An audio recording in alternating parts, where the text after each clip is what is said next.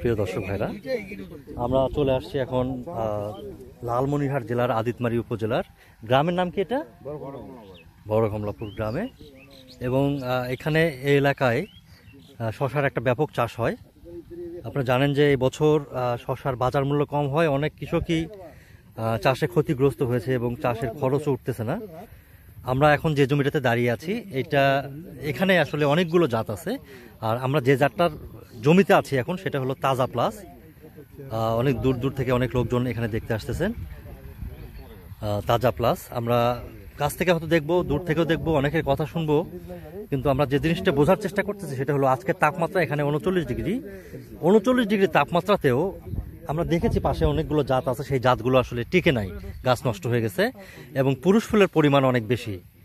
আমরা এই যাত্রাতে দেখতেছি যে আসলে একটিও নোড মিস নাই। প্রত্যেকটা জায়গায় যদি আমরা খুব কাছ থেকে খেয়াল করে দেখি, একটা নোডও মিস নাই।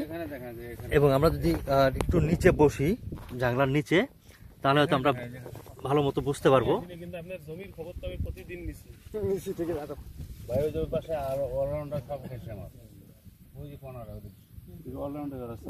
এই জানলার নিচে ঢুকলে আসলে আমরা বুঝতে পারবো। এবং প্রত্যেকটা নোড ধরে যদি আমরা দেখি, প্রত্যেকটা নোডের একটা গিটও মিস নাই। একটা এই যে আমরা খেয়াল করে দেখেন, এই একটা দুইটা, এই যে প্রত্যেকটা নোডে, প্রত্যেকটা শশায় কিন্তু আসলে একটা শশা তোলার পরে এই শশাগুলো ধীরে ধীরে বড় হবে। এবং প্রত্যেকটা নোড যদি আমরা দেখি, একটা নোডও মিস নেই এবং প্রত্যেকটা স্ত্রী ফুল।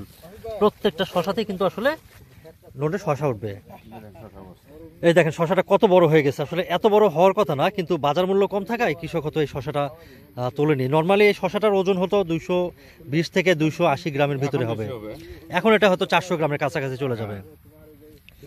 তো এই অবস্থায় আমরা দেখতেছি যে আমাদের সবচেয়ে ইম্পর্টেন্ট যে বিষয়টা সেটা হলো যে এই জমিতে টোটালি আপনার তাপমাত্রার যে প্রভাব, সেই প্রভাব আসলে আমরা এই জমিটাতে দেখিনি। পাশে অনেকগুলো আমরা অন্য জাত দেখেছি, সেই জাতগুলোতে এই জিনিসটা আমরা দেখেছি যে তাপমাত্রা বেড়ে যাওয়ার সাথে সাথে আসলে গাছগুলো টিকানো খুব মুশকিল হয়ে যায়।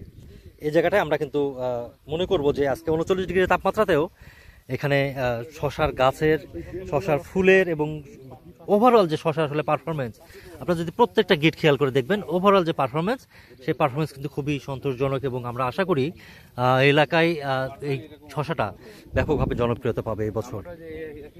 আপনি তো এই শশার প্রথম থেকে এই জমিতে কাজ করেন? আচ্ছা আচ্ছা, আপনার নামটা কি? শ্রী বাবুল চন্দ্র বর্মন। শ্রী বাবুল চন্দ্র বর্মন। আচ্ছা, আমি আপনার সাথে একটু কথা বলবো। কথা বলার জন্য আমরা একটু, আপনার নাম বললেন কি? বাবুল চন্দ্র বর্মন। বাবুল চন্দ্র বর্মন। আপনার গ্রাম কোন এলাকায়? বড় কমলাবাড়িতে। আপনি এই শশার জমিতেও শুরু থেকে দেখাশোনা করতেছেন? গারাত থেকে আমি শুরু আসি। আচ্ছা, থাকবো। শশা চাষের সাথে জড়িত আপনি কতদিন? ওরা তো আমি 2-3 বছর থেকে। 2-3 বছর থেকে শশা চাষের সাথে জড়িত আছেন।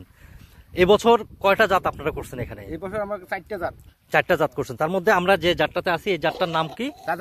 তাজা প্লাস। এটা কোন কোম্পানির জানেন? কোম্পানির নামটা মনে নাই। এটা হলো এগ্রিকোলা কোম্পানি।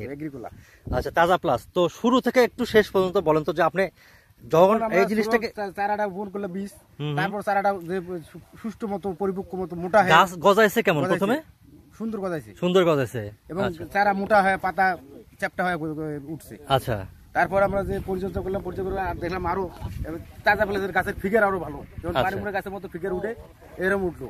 পরে জাংলা দিলাম, জাংলাতে পানি সেচ দিলাম, দেওয়ার পর পানি সেচ দেওয়ার পর সুন্দরভাবে এই যে ফুল ফল আছে, তাতে দেখা যায় আমরা অন্য জাতের থেকে এটাতে আমাদের লাভজনক বেশি। আচ্ছা।